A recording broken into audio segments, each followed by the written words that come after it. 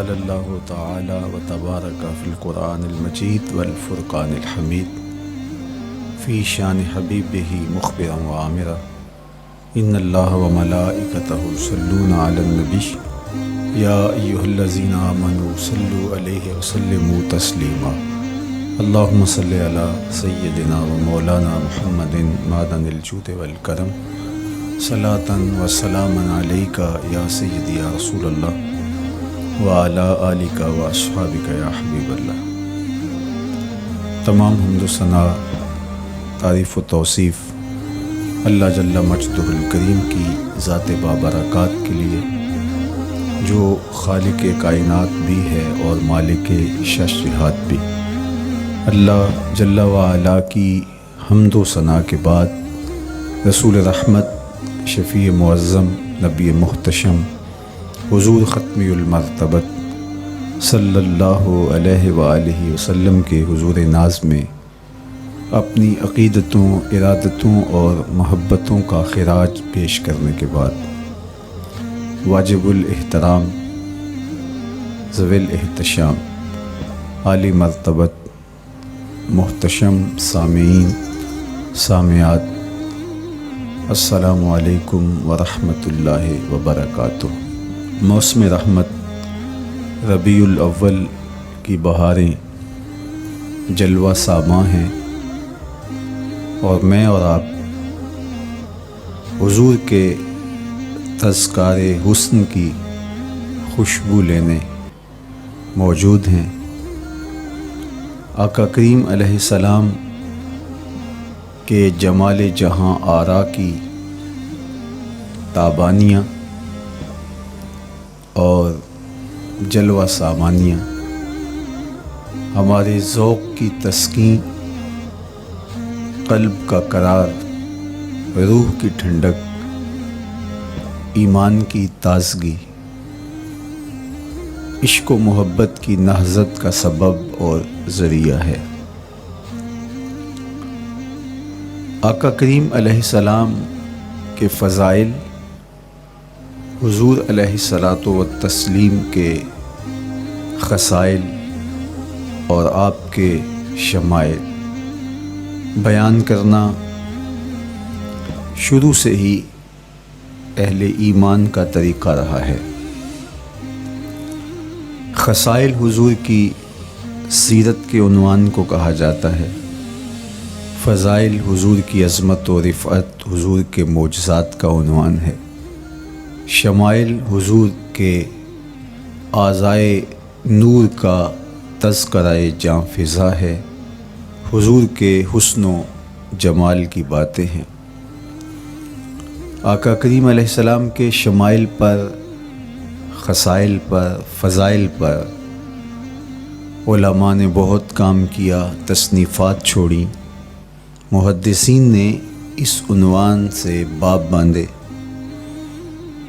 قیامت تک آنے والی انسانیت کے لیے حضور کی سیرت، حضور کے کردار کے عنوانات کتب میں نقش ہیں۔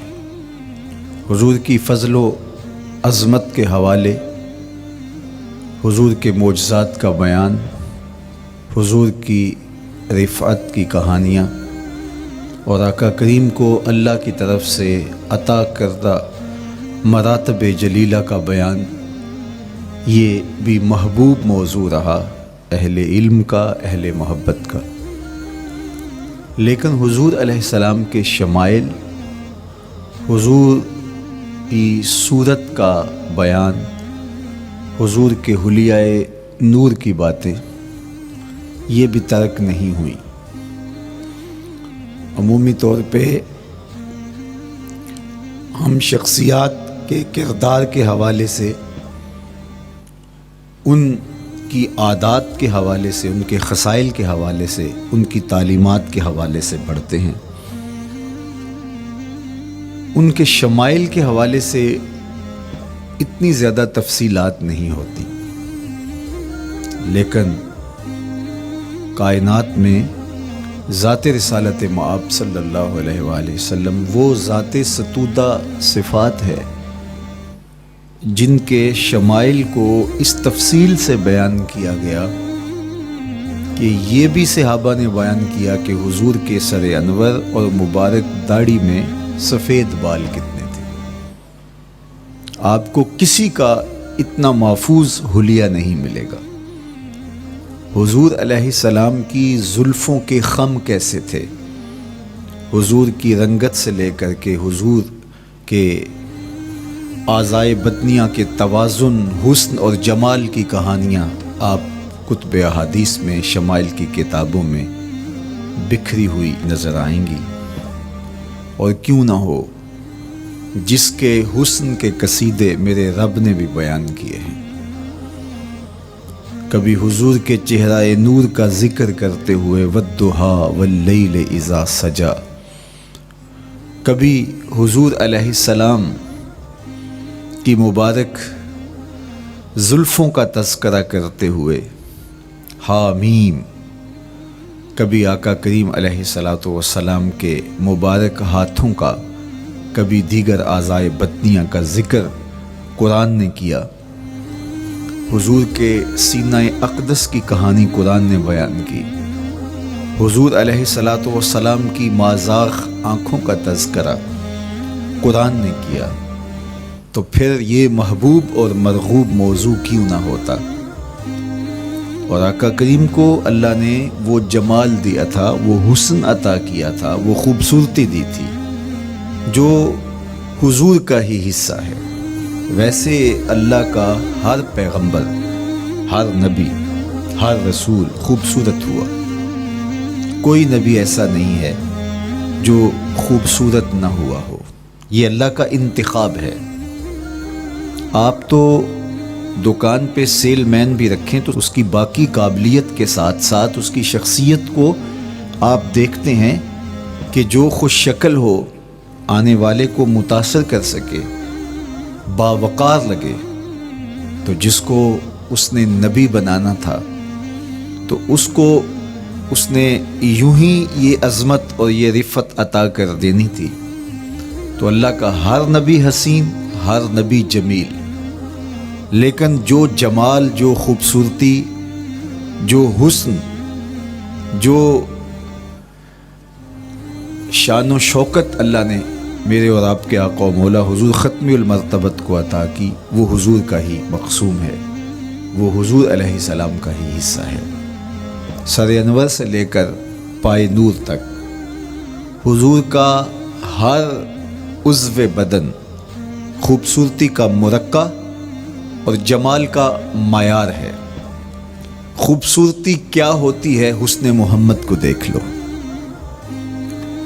کوئی عیب، کوئی نقص حضور کے پاکیزہ وجود میں نہیں رکھا گیا۔ خلقت مبرأ من کل عیب، حضور کے سامنے حضرت حسان بن ثابت نے یہ پڑھا اور آقا کریم نے اس پر خوشی کا اظہار کیا اور اللہ کی بارگاہ میں دعا کی، اللہم ایدہ بروح القدس، جبریل امین سے اللہ اس کی مدد فرما۔ تو انہوں نے یہ بات کہی کہ آپ کو ہر عیب سے مبرہ رکھا گیا ہے، آپ کا پیکر نور، آپ کا وجود مسعود حسن و جمال کا ایسا مرقع بنایا گیا کہ جس میں کوئی نقص نہیں رکھا گیا۔ صوری حسن بھی عطا کیا گیا، مانوی حسن بھی عطا کیا گیا۔ حضور کے اعضاء کا جو ظاہری حسن تھا وہ بھی اپنی مثال آپ تھا، اور جو باطنی جمال اور باطنی حسن اور باطنی کمال عطا کیا گیا تھا وہ بھی اپنی مثال آپ ہے۔ اگر حضور علیہ السلام کے مبارک ہاتھوں کو جمال دیا گیا ہے، لیکن جو توانائی عطا کی گئی، جو طاقت عطا کی گئی، ید اللہ کے جو جلوے ان ہاتھوں میں رکھے گئے، وہ بھی ایک دل آویز کہانی ہے۔ اگر آنکھوں کی پتلیاں خوبصورت ہیں اور آپ کی مبارک آنکھوں کی چمک سے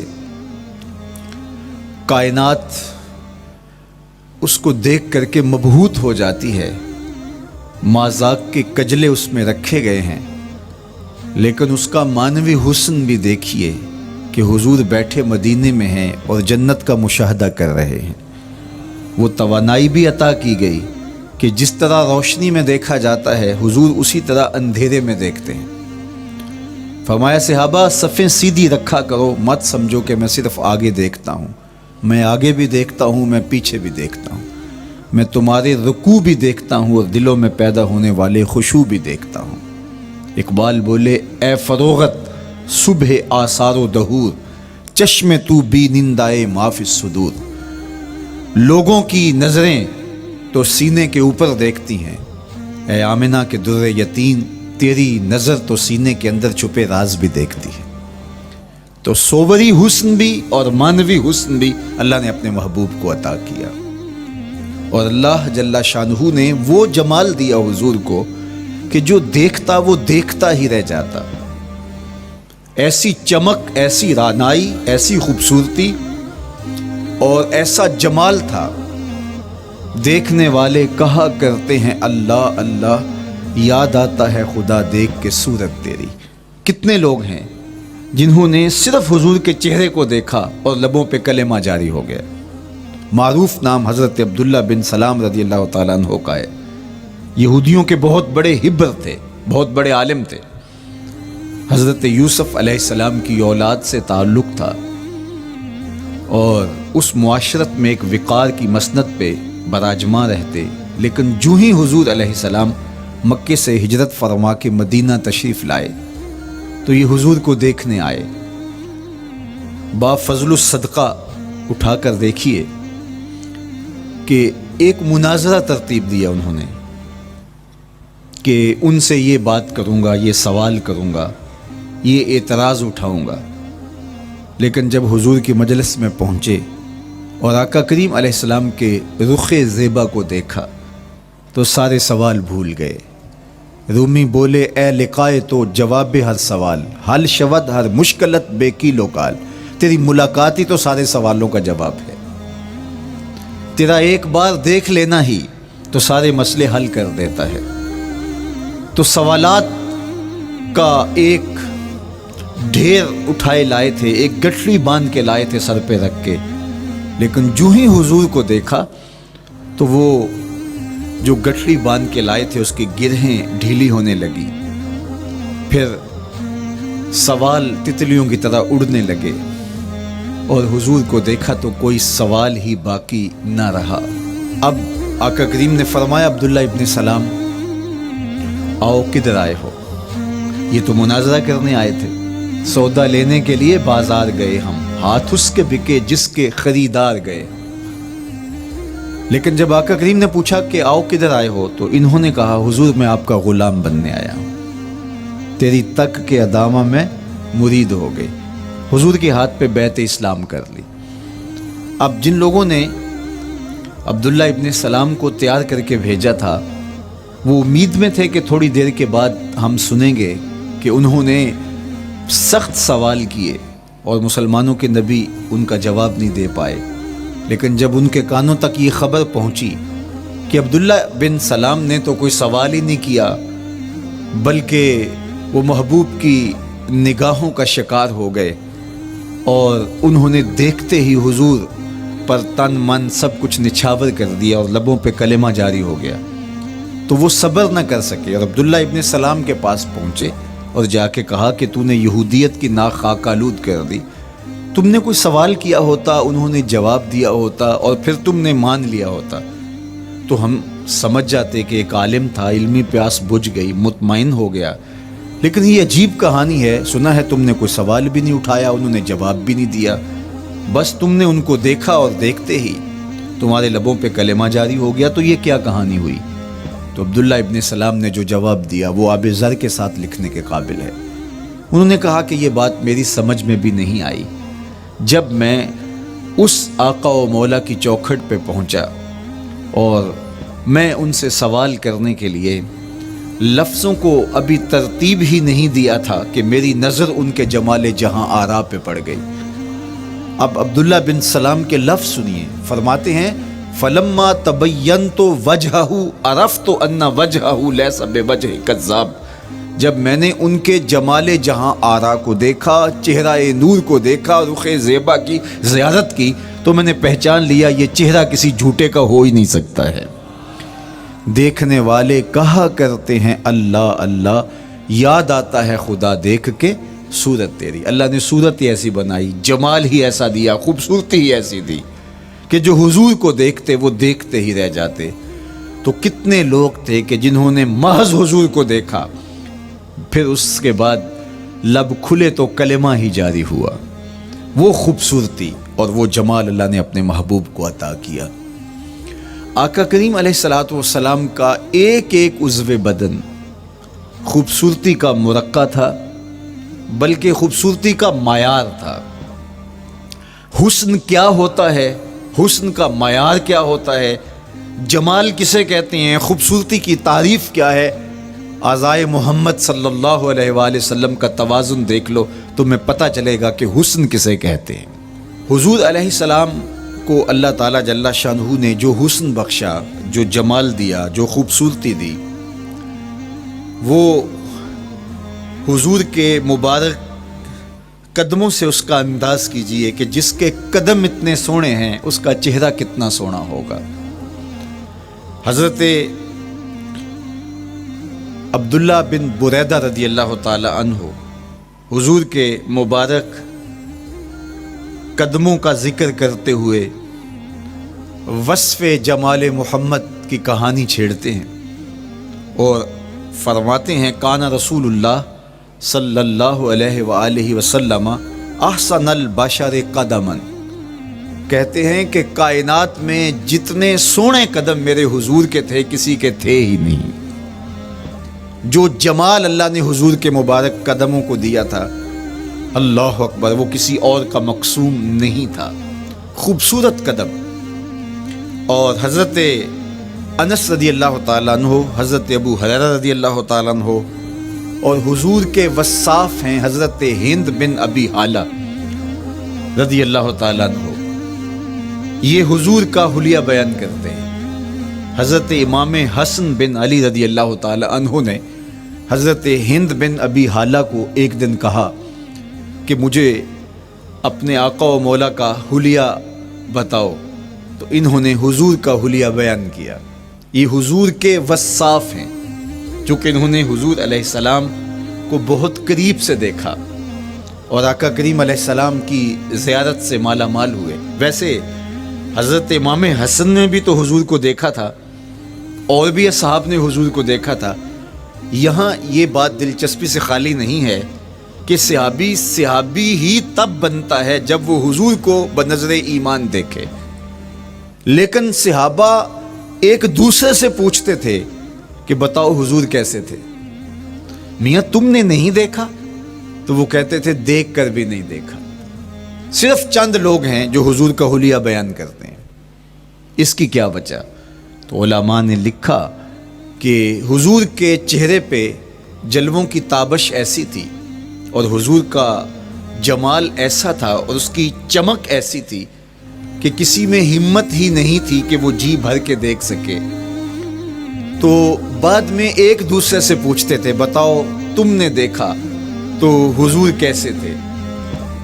اگر ان لوگوں کی تعداد میں آپ کو بتاؤں تو 3 درجن سے زیادہ نہیں ہوگی جو حضور علیہ السلام کے وصاف ہیں، حضور کے حلیہ نگار ہیں، جو آقا کریم علیہ الصلوۃ والسلام کی صورت کا نقشہ بیان کرتے ہیں۔ دیکھا 1,24,000 اصحاب نے ہے، لیکن جو وصف بیان کرتے ہیں، شمائل رسول کو بیان کرتے ہیں، ان کی تعداد 3 درجن سے زیادہ نہیں ہے۔ اور یہ بھی وہ لوگ ہیں جنہوں نے حضور کو بچپن میں دیکھا، جنہوں نے حضور کو سوئے ہوئے دیکھا، حضور کو بہت قریب سے دیکھا۔ حضور علیہ الصلوۃ والسلام کے پاس ان کا آنا جانا بہت زیادہ تھا، اس طرح انہوں نے حضور علیہ السلام کو دیکھا۔ حضرت حسان بن ثابت رضی اللہ تعالی عنہ فرماتے ہیں کہ میں جو حضور کا حلیہ بیان کرتا ہوں تو اس کا سبب یہ ہے کہ میرے پاس حضور کو دیکھنے کا ایک طریقہ آ گیا تھا۔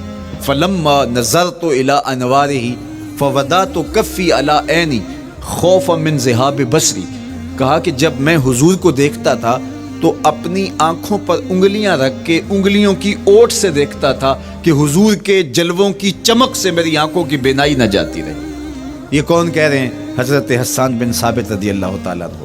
اور آپ جانتے ہیں حضرت حسان بن ثابت رضی اللہ تعالیٰ عنہ شاعر ہیں، اور شاعر حسن دیکھنے میں بڑا دلیر ہوتا ہے، اور یہ حسن بھی ابھی پوشیدہ ہے، 70,000 بشریت کے پردے ڈالے گئے ہیں۔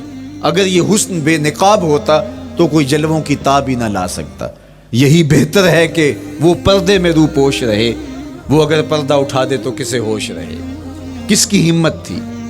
اب چھپا ہوا مستور حسن بھی اگر دیکھتے ہیں تو آنکھوں پہ انگلیاں رکھ کے دیکھتے ہیں، اور بیان کرنے والوں کی تعداد میں نے عرض کی کہ 3 درجنوں سے زائد نہیں ہے۔ تو یہ وہ لوگ ہیں جنہوں نے حضور کو دیکھا۔ اب امام حسن پوچھ رہے ہیں حضرت ہند بن ابی حالہ رضی اللہ تعالی عنہ کو کہ آپ نے حضور کو دیکھا تو مجھے بتائیے میرے نانا کا جمال کیسا تھا۔ تو حضرت ہند بن ابی حالہ نے حضور کا حلیہ بیان کیا۔ تو جب حضور کے قدموں کی کہانی انہوں نے بیان کی تو حضرت ہند بن ابی حالہ نے کہا کان النبی صلی اللہ علیہ وآلہ وسلم شسن القدمین والکفین، حضور علیہ السلام کے مبارک قدم اور حضور کی ہتھیلیاں پر گوشت تھے۔ یہ حضور علیہ السلام کے مبارک قدموں کا جمال بیان کرتے ہیں۔ اللہ اکبر۔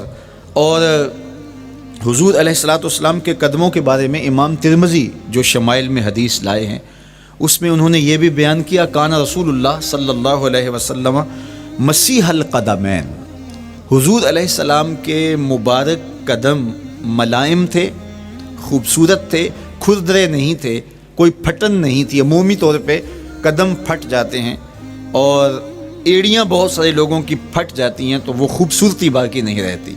تو وہ کہتے ہیں کہ حضور مسیح القدمین تھے، اور جب آقا کریم علیہ السلام کے مبارک قدموں پہ پانی ڈالا جاتا تو وہ ڈھل کے نیچے چلا جاتا۔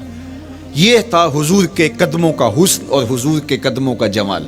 اچھا، آقا کریم علیہ السلام کی جو مبارک ایڑیاں تھیں وہ زیادہ پر گوشت نہیں تھی، ان کے اوپر گوشت زیادہ نہیں چڑھا تھا، اس لیے کہ ایڑیوں کا زیادہ پر گوشت ہونا ایڑیوں کے حسن کو زائل کر دیتا ہے۔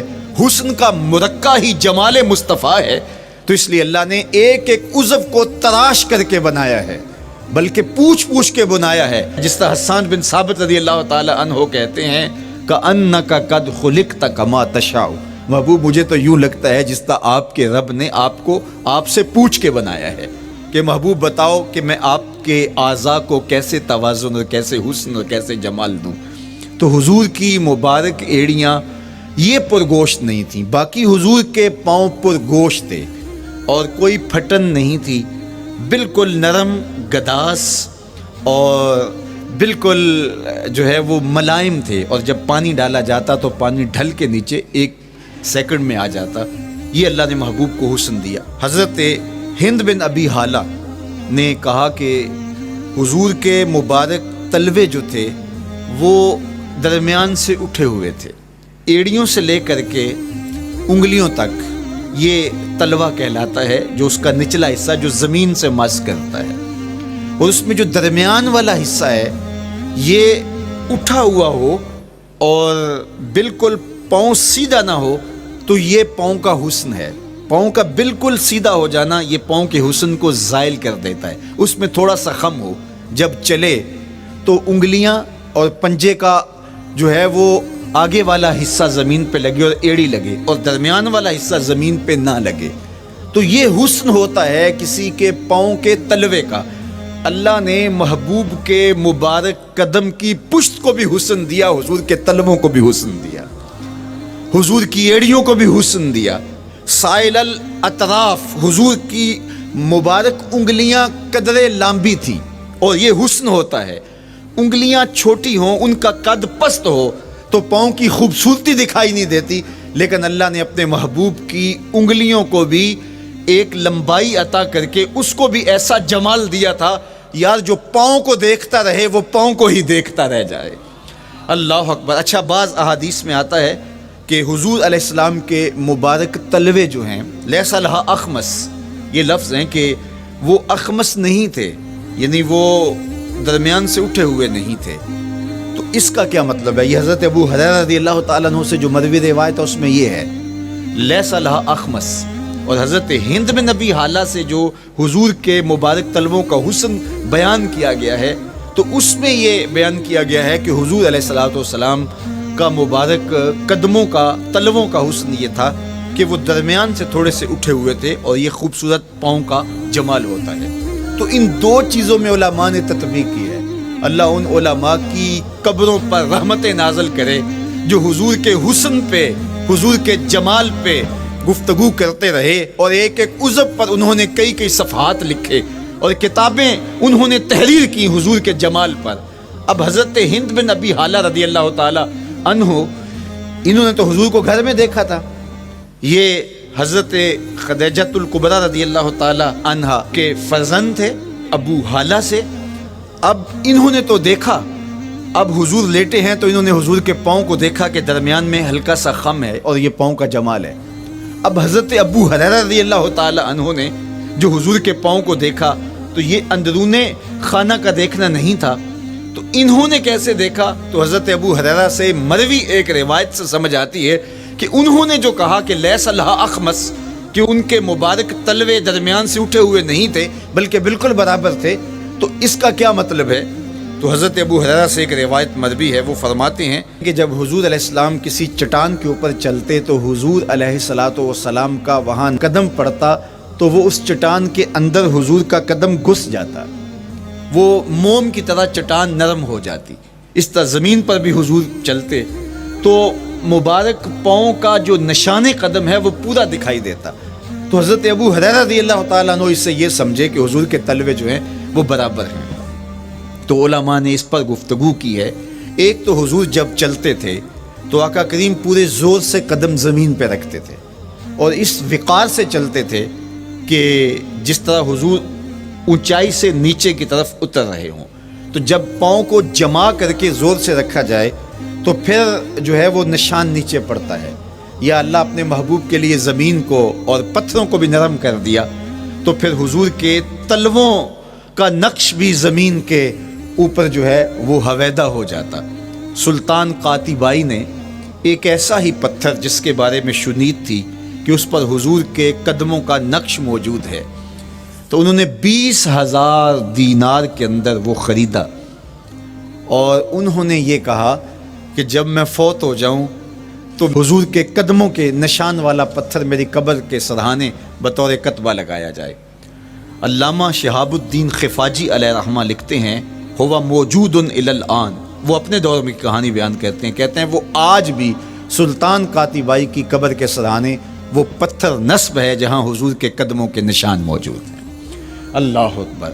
تو آقا کریم علیہ الصلوۃ والسلام کے مبارک تلوے، حضور علیہ السلام کی کم گوشت تراشی ہوئی ایڑیاں اور مسیح القدمین، حضور علیہ السلام کے ملائم نرم گداز پاؤں، ان کا حسن اور ان کا جمال، اور آقا کریم علیہ السلام کے قدموں کی انگلیاں جو قدرے لمبی تھی اور ان میں جو درمیان والی انگلی تھی وہ زیادہ لمبی تھی، اس پر حضرت میمونہ بنت کردم رضی اللہ تعالی عنہا اس انگلی کا حسن بیان کرتی ہیں، کہتی ہیں مجھے شوق ہوا کہ میں حضور کو دیکھوں، تو اپنے والد گرامی کے ساتھ حجۃ الوداع کے موقع پر میں بھی سعادت حج پا رہی تھی، تو حضور کو ملنے کے لیے جب ہم پہنچے تو آقا کریم اونٹنی کے اوپر سوار تھے، ناکا پر جلوہ فراز تھے، تو میرے میں ہمت نہ ہو سکی کہ حضور کے چہرے کو دیکھ سکوں۔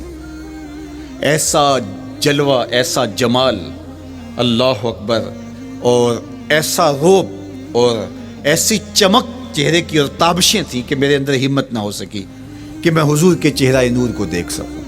اب آقا کریم اونٹنی پہ سوار تھے تو میں حضور کے مبارک پاؤں کو دیکھنے لگی، میں بس حضور کے پاؤں کا جمال اور خوبصورتی دیکھنے لگی، اسی میں کھو گئی۔ اب حضرت میمونہ بنت کردم رضی اللہ تعالی عنہا حضور کے مبارک قدموں کی ایک انگلی کا حسن بیان کرتی ہیں۔ اللہ اکبر۔ حضرت میمونہ بنت کردم سے یہی ایک روایت مروی ہے، ساری زندگی ان کے پاس سرمایہ یہی تھا، جب کسی مجلس میں جاتی تو وہ کہتی تمہیں بتاؤں حضور کی مبارک انگلی کا حسن کیا تھا؟ یہ سرمایہ ساتھ لیے لیے پھرتی کہ میں نے حضور کی انگلی کو دیکھا ہے، میں نے حضور کے قدم اور حضور علیہ السلام کے تلووں کی زیارت کی ہے. تو وہ اس حسن کو بیان کرتے ہوئے کہا کرتی تھی فما نسیتو فیما نسیتو طولا اصبع قدمہ السبابہ علی سائر اصابعہ. جو سبابہ انگلی ہے، انگوٹھے کے ساتھ والی انگلی کو سبابہ انگلی کہتے ہیں، اور اس کے ساتھ والی انگلی کا جو قد دراز تھا اور باقی انگلیوں کی نسبت وہ انگلی لمبی تھی، کہا اس کا حسن آج بھی میری نگاہوں میں گھومتا رہتا ہے اور ہر وقت میرے تصور میں رہتا ہے. میرے تصور سے کبھی اس انگلی کا جمال ہی ختم نہیں ہوا، انگلی کا حسن ہی کبھی زائل نہیں ہوا، ہر وقت اس کے تصور میں کھوئی رہتی ہوں. یار چہرے کے جمال کو کون بیان کرے گا، یہاں تو انگلی کا حسن بیان نہیں ہو رہا.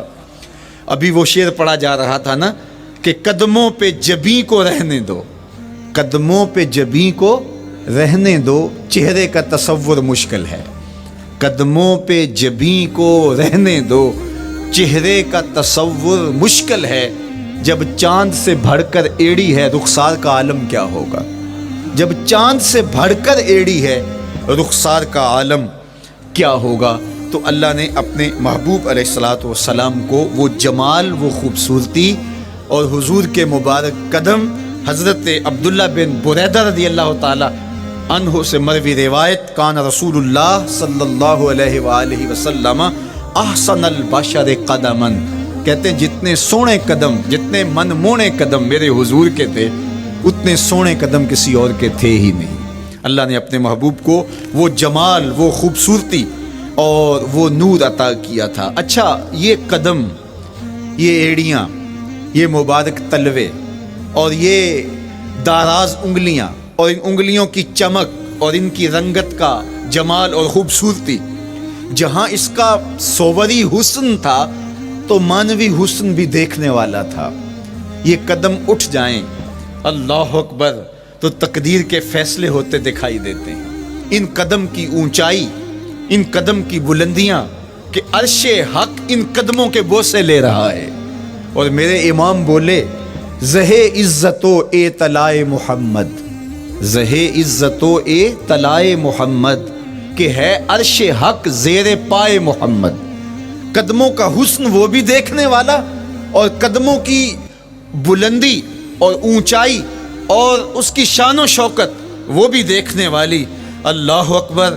آقا کریم علیہ السلام حضرت ابو بکر صدیق کے ساتھ، حضرت عمر فاروق کے ساتھ اور حضرت عثمان غنی کے ساتھ احد پہاڑ پر تشریف لے گئے. یہ حدیث آپ نے بارہا علماء سے سنی ہے. احد کی چھاتی پہ جب حضور کے قدم آئے، اللہ اکبر، تو وہ خوشی سے جھوم اٹھا، مقدر جاگ گئے، بخت بیدار ہو گئے. ان کے قدم جو کہ اس شاک کی آنکھوں کی ٹھنڈک ہے، جب چھاتی پہ آ جائیں تو کون عاشق نہیں جھوم جائے گا. یہ تو حضور کے قدموں کے حسن کو بیان کیا جا رہا ہے. آپ کی روح رقص کر رہی ہے اور آپ کا دل جو ہے وہ ایک عجیب سرور اور کیف کی وادی میں اور ایک جو ہے وہ خوشیوں کے جو ہے وہ عالم میں نہال ہوتا چلا جا رہا ہے. لیکن یہ قدم جب چھاتی پہ آیا تو پھر احد، ظاہر تو پتھر ہے احد، لیکن حضور سے پتھر بھی پیار کرتے ہیں. فرمایا احد جبل یحبنا ونحبہ، احد ہم سے پیار کرتا ہے، پہاڑ ہے، پتھر ہے، لیکن ہم سے پیار کرتا ہے، ہم اس سے پیار کرتے ہیں. اس کائنات میں صرف سرکش انسانوں اور جنوں کے علاوہ کائنات کی ہر شے حضور سے پیار کرتی ہے، حضور سے محبت کرتی ہے. آؤ میں تمہیں پیار کی ایک اور کہانی سناؤں. مسجد نبوی ہے، آقا کریم تشریف فرما ہیں، منبر پہ جلوہ فراز ہوئے. ابھی واز کا آغاز ہی کرنا چاہ رہے تھے کہ ایک جانب سے رونے کی آواز آنے لگی. صحابہ کہتے ہیں رونے والا اس درد سے روتا ہے کہ لگتا تھا کلیجہ پھٹ جائے گا. کنا قتل خلوج، جس طرح اونٹنی کا بچہ بچھڑ جائے اور وہ اس کے غم میں، اس کی جدائی میں درد سے روکتی ہے، چیختی ہے، چلاتی ہے. رونے والے کا انداز درد ایسا ہی تھا اور لگتا تھا کہ جس طرح اس کا کلیجہ پھٹ جائے گا. صحابہ دائیں بائیں دیکھتے ہیں لیکن رونے والا دکھائی بھی نہیں دیتا، اور ماحول کے اندر اس طرح درد پھیل رہا ہے کہ سینوں میں دل لرز رہے ہیں اور عجیب کیفیت طاری ہو گئی. حضور ابھی بیٹھے ہیں، خطبے کا آغاز بھی نہیں ہوا اور رونے والا کیف و درد میں روتا چلا جا رہا ہے۔ فنزل النبی صلی اللہ علیہ وسلم عن المنبر، حضور ممبر سے نیچے تشریف لائے۔ صحابہ کی آنکھیں محو حیرت ہیں، استجاب کا عالم ہے، یہ کون رو رہا ہے اور اتنے درد سے رو رہا ہے اور دکھائی بھی نہیں دے رہا۔ آقا کریم ممبر سے نیچے جلوہ فراز ہوئے، ایک سمت بڑھے، کھجور کا خشک تنا پڑا تھا۔ آج پہلا دن تھا کہ ممبر حضور علیہ السلام کے لیے بچھایا گیا، ورنہ یہ خشک تنا دیوار کے ساتھ جو ہے وہ رکھا گیا تھا اور حضور اس کے ساتھ ٹیک لگا کر کے واز کیا کرتے تھے۔ جب ممبر بن گیا تو اس کو اٹھا کر کے اب اس کی ضرورت نہیں رہی، ایک کونے میں ڈال دیا گیا۔ اب جو ہی حضور ممبر پہ تشریف فرما ہوئے تو اس خشک تنے کا کلیجہ لرز اٹھا اور وہ ایسے روتا تھا جس طرح اونٹنی کا بچہ بچھڑ جائے اور وہ روتی ہے، اس طرح وہ خشک تنا رو رہا تھا۔ اس تنے ہنانا در ہجر رسول، زار می نالت جو ارباب عقول، جس طرح عقل والے، جس طرح جو ہے وہ فہم و ادراک رکھنے والے لوگ روتے ہیں درد سے، وہ رو رہا تھا۔ آقا کریم علیہ السلام اس کے پاس گئے اور اس کو اپنی آغوش میں سمیٹ لیا۔ بچھڑا ہوا بچہ جب اپنی ماں کو ملے تو اس کی ہچکیاں بن جاتی ہیں، اس کی گھگھی بن جاتی ہے، تو یہی کیفیت اس کی ہو گئی اور آقا کریم اپنا دستے رحمت اس کے اوپر پھیرتے چلے جاتے ہیں۔ بتدریج اس کی سسکیاں، اس کے رونے کی آواز کم ہوتی چلی جا رہی ہے۔ آہستہ آہستہ وہ خاموش ہو گیا۔ حضور پھر دوبارہ تشریف لائے اور ممبر پہ خطبہ دینے سے قبل صحابہ کی آنکھوں میں استجاب کا عالم دیکھا، حیرت کی فراوانی دیکھی۔ فرمایا کہ تم جو سوال کرنا چاہ رہے ہو، جو تمہاری آنکھوں میں پوشیدہ سوال ہے، میں اس کو اچھی طرح جانتا ہوں۔ لو لم افعل ہاکذا لحن الی یوم القیامہ، اگر میں ممبر سے اتر کے اپنے عاشق کے زار کو یوں تسلی نہ دیتا، یہ قیامت تک یوں ہی روتا ہی رہتا۔ حضرت محمد بن سیرین رضی اللہ تعالیٰ عنہ کہا کرتے تھے کہ حضور کی محبت میں ایک خشک تنا بھی زار و زار روئے تو جس کے سینے کے اندر محبت بھرا دل ہے تو وہ حضور کے عشق میں آنسو کیوں نہیں بہائے گا؟ حضور کی یاد میں اس کی آنکھیں آنسو کا خراج کیوں نہیں دیں گی؟ تو وہ خشک تنا حضور کی محبت میں رو رہا ہے۔ اب ہے یہ پتھر، لیکن میرے حضور فرماتے ہیں کہ یہ پہاڑ مجھ سے پیار کرتا ہے اور میں اس سے پیار کرتا ہوں۔ اب حضور اپنے اس محب کے گھر تشریف لے گئے اور اس کی چھاتی پہ قدم رکھا تو وہ خوشی سے جھوم اٹھا۔ فضاربا برجلہ ہی، اپنا مبارک پاؤں زور سے مارا۔ فقال اثبت احد فانما علیک نبی و صدیق و شہیدان، فرمایا احد ٹھہر جا، تیرے اوپر اللہ کا ایک نبی ہے، ایک صدیق اور 2 شہید ہیں۔ تو حضور کی مبارک ایڑی کے لگنے کی دیر تھی، حضور کے قدم کی ضرب کی دیر تھی کہ اس کا زلزلہ تھم گیا۔ میرے امام بولے ایک ٹھوکر سے احد کا زلزلہ جاتا رہا، ایک ٹھوکر سے احد کا زلزلہ جاتا رہا، رکھتی ہیں کتنا وقار اللہ اکبر ایڑیاں۔ زلزلہ آ گیا اس کے اوپر، وہ جھومنے لگا، لیکن حضور نے اپنا مبارک قدم مارا اور وہ ٹھہر گیا۔ اللہ اکبر۔ تو یہ پہاڑ آج بھی عشاق جب شہر مدینہ میں حاضر ہوتے ہیں تو وہ احد پہ تو ضرور جاتے ہیں، حضرت امیر حمزہ کے مزار پہ حاضری دینے کے لیے اور اس جبل احد کو دیکھنے کے لیے۔ اور یقین جانیے گا جبل احد کو جب ہم دیکھتے ہیں تو عجیب کیفیات میں ڈوب جاتے ہیں۔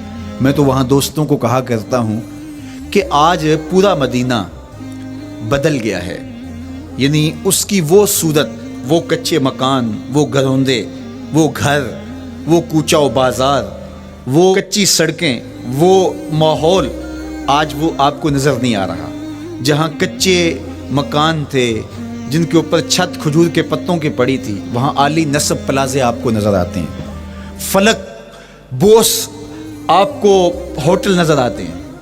وہ کچی سڑکیں آج آپ کو وہاں دکھائی نہیں دیتی، وہاں تارکول کی بچھی ہوئی سڑکیں دکھائی دیتی ہیں، خوبصورت پتھر لگے ہوئے آپ کو نظر آتے ہیں، وہ ممیاتی ہوئی بکریاں، وہ جگالی کرتے ہوئے اونٹ آج آپ کو وہاں دکھائی نہیں دیتے، وہ ماحول آپ کو نظر نہیں آتا۔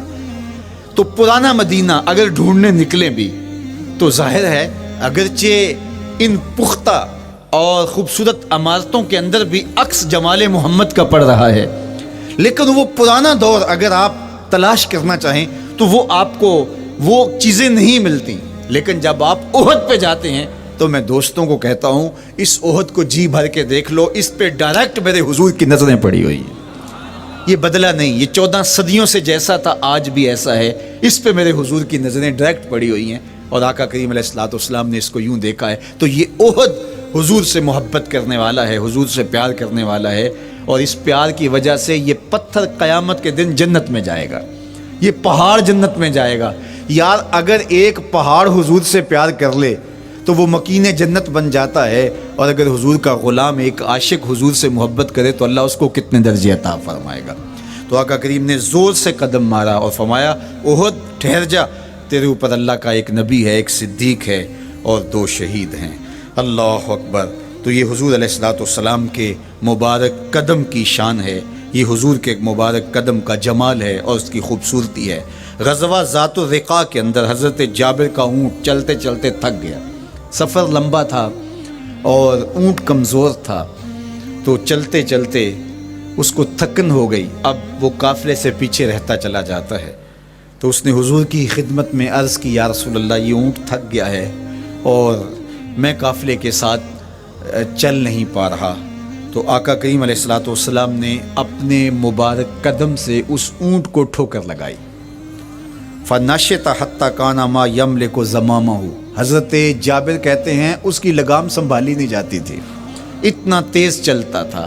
یار جس کے قدموں کی ٹھوکر سے یہ توانائی آ جائے, اس کے ہاتھوں کی توانائی کا عالم کیا ہوگا.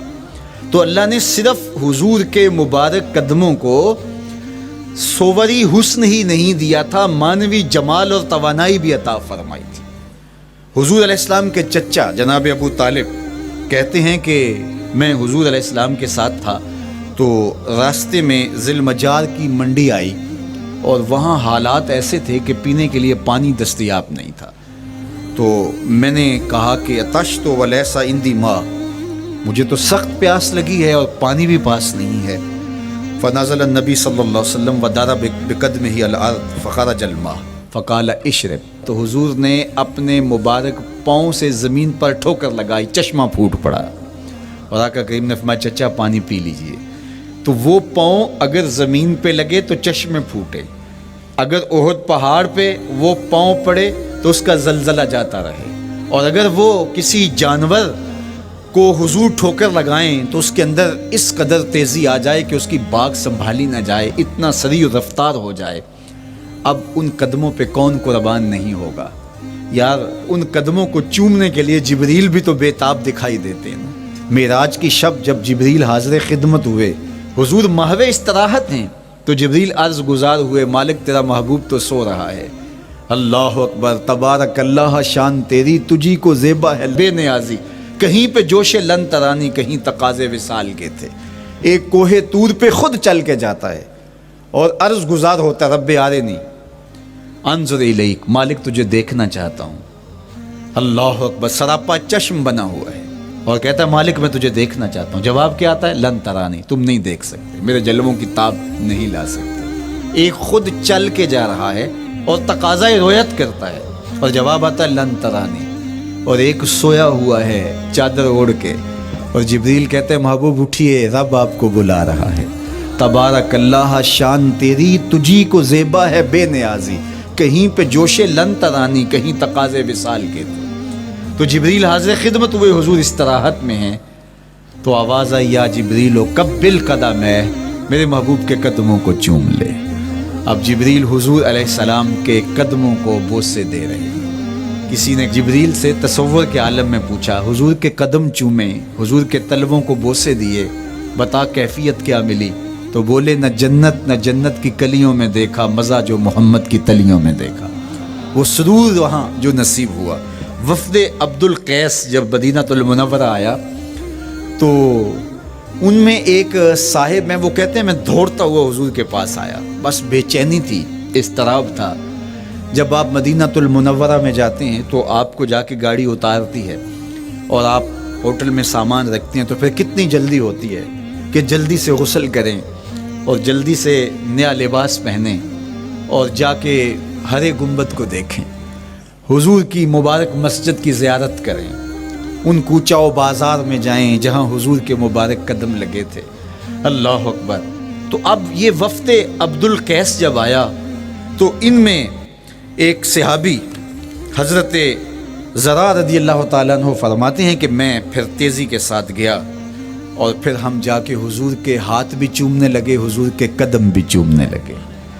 یہ سعادت مند قدم جن کے بوسے صحابہ دیتے ہیں، کبھی جبریل کے بوسہ گاہ بنتے ہیں، کبھی احد پہاڑ کی چھاتی ان قدموں کو چومتی ہے۔ یہی قدم ایک موقع ایسا آتا ہے یاد خدا میں، اللہ کے شکرانے میں، نماز میں، لمبے قیام میں سوج جاتے ہیں، اور میرا مالک کہتا ہے اے چادر اوڑھنے والے، ساری رات جاگا نہ کر، کبھی سو بھی لیا کر۔ اللہ اکبر۔ تو یہ حضور علیہ السلام کے مبارک قدموں کا جمال اور مبارک قدموں کا حسن اور خوبصورتی ہے۔ اللہ نے اپنے محبوب علیہ السلام کے مبارک قدموں کو صوری اور معنوی حسن سے نوازا، اور یہ حسن حضور کے مبارک قدموں کا ہے۔ پھر جس کے قدم اتنے سونے ہیں اس کا چہرہ کتنا حسین ہوگا۔ ایک سوال اٹھ سکتا ہے کہ حضور کے حسن کو بیان کرنے کا مقصود کیا ہے؟ تو صاحب، کسی کے حسن کو بیان کرنے کا مقصود یہی ہوتا ہے کہ اس سے پیار اور محبت کا ربط قائم ہو، اور اگر قائم ہے تو مضبوط ہو۔ ہم حضور علیہ السلام کے حسن کو بیان اسی لیے کرتے ہیں، اور محدثین نے اس پر باقاعدہ کتابیں اسی لیے لکھیں، اور کتب حدیث میں باقاعدہ شمائل رسول پہ باب اسی لیے باندھے تاکہ لوگوں کے سینے میں حضور کی محبت کی جوت لگے، اور وہ جو شعلہ جوالہ ان کے سینے میں حب رسول کا ہے وہ اور بھڑک اٹھے، اور بندہ جس سے محبت کرتا ہے پھر اس کی اطاعت بھی کرنے لگ جاتا ہے۔ تو جو محبوب اتنا سونا ہے، اتنا جمال آفریں ہے، اور جس کے قدم اتنے سونے ہیں، پھر اس کے نقش قدم کو کیوں نہ تھام لیں، اس کے نقوش پا کو خض راہ کیوں نہ بنا لیں، پھر ان کے اٹھنے والے قدموں پر اپنی زندگی کیوں نچھاور نہ کر دیں۔ اگر سر پہ رکھنے کو مل جائے نقش نال حضور تو کہیں کہ ہاں تاجدار ہم بھی ہیں۔ یعنی وہ قدم تو قدم رہا، اس قدم کی رعنائیاں، اس کی خوبصورتیاں، اس کا جمال اور اس کا حسن تو حسن رہا۔ جہاں وہ مبارک قدم لگا، جہاں وہ نقش لگا، اگر وہ نقش بھی سر پہ رکھنے کو مل جائے تو کہا کہ اگر سر پہ رکھنے کو مل جائے نقش نال حضور، حضور علیہ السلام کا قدم تو جزو بدن رسول ہے۔